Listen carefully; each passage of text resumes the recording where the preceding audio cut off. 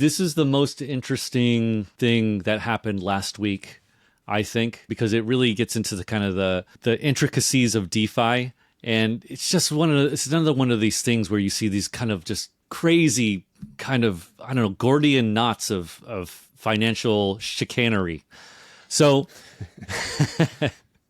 Stream Finance's stablecoin, I'm going to put in quotation marks, depegged last week. And basically this has kicked off a kind of devaluation of these yield-bearing stablecoins. About $20.43 billion of these stablecoins slipped last week, according to stablewatch.io. There have been lots and lots and lots of outflows as everybody is scared that their synthetic stablecoin will be next. This is after 3 stablecoins have depegged, starting with XUSD, that's the Stream Finance one, followed by, I believe it was DEUSD and USDX. Crazy, all these names. They all depegged, they're all done. This all started on Monday, I believe, when Stream Finance announced that it had lost $93 million in users' funds. And this is via their stablecoin XUSD. They said a, quote, outside fund manager lost the money. So, and also this outside fund manager, this is all off chain. There was no on chain transactions. The outside fund manager took the user's funds and then deployed it in some black box. We have no idea where. Most likely people think all the money was lost in the 10/10 October flash crash, right? So this is kind of your first body from that. So $93 million was lost. And from that, it's kind of rippled out and taken out these other stable coins. And these really are not stable coins. They're stable coined in name only. They're more like they're synthetic yeah, stable coins backed not by one-to-one holdings of US dollars, but by other crypto assets that themselves are volatile. Yeah. So, David, you posted this this tweet. Do you mind if I read this? Go ahead.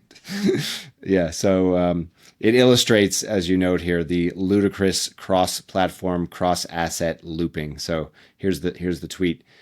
Elite Rings SCUSD is backed by VEUSD. VEUSD is backed by locked STKSCUSD.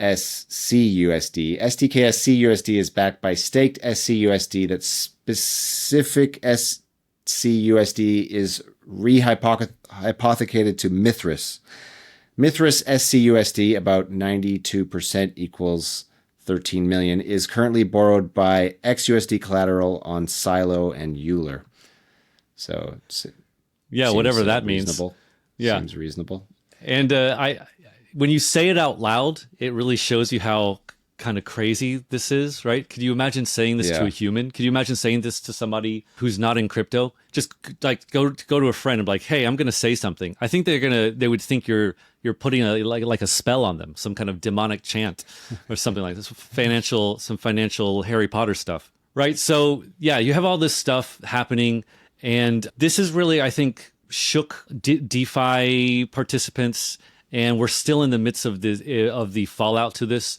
Are we going to have more of these assets depeg? Are we going to see treasuries empty out to like insurance funds, which then cause their own cascading problems? It's hard to know right now. We're still in the middle of this. It does kind of feel and look like a miniature version of the Terra UST kind of contagion that spread. Obviously, I don't think it's as bad as that, so I'm not trying to like make people scared or increase the contagion.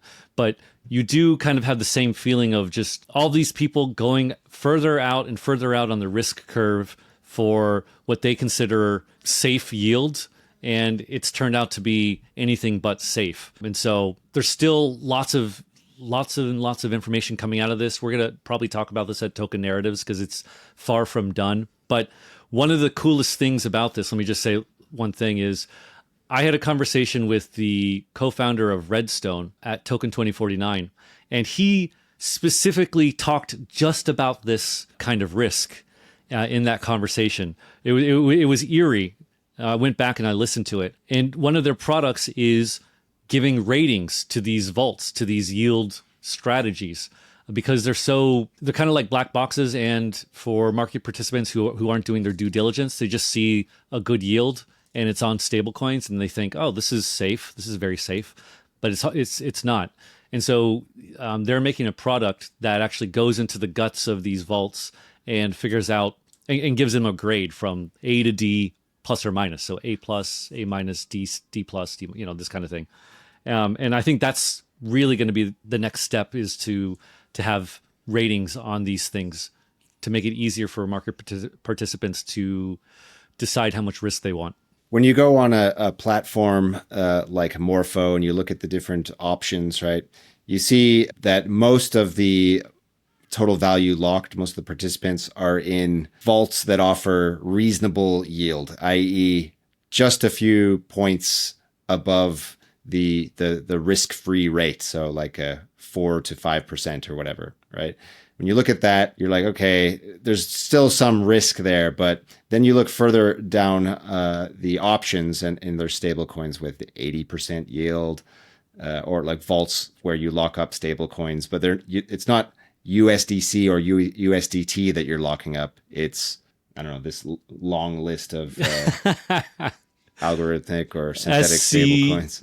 SCUSD, what's it called? Elite Rings SCUSD. I mean, what the heck is that? That's insane. Yeah, so obviously the temptation is high to put your assets in those, but risks there are. I think one of the other things that's going to happen is these vaults have kind of, I think here's a marketing thing, Graham, for you, marketing lead at Bitcoin.com. They kind of like realized, oh, if you add USD to the name, it feels safer than what it is, right? Like, so if you, instead of calling it USD, if you called it like Elite Rings SC Trevi token, you'd be like, oh, that sounds really suspicious, right? Yeah. But you put USD on it and you're like, oh, well, this is a stable coin, so very safe.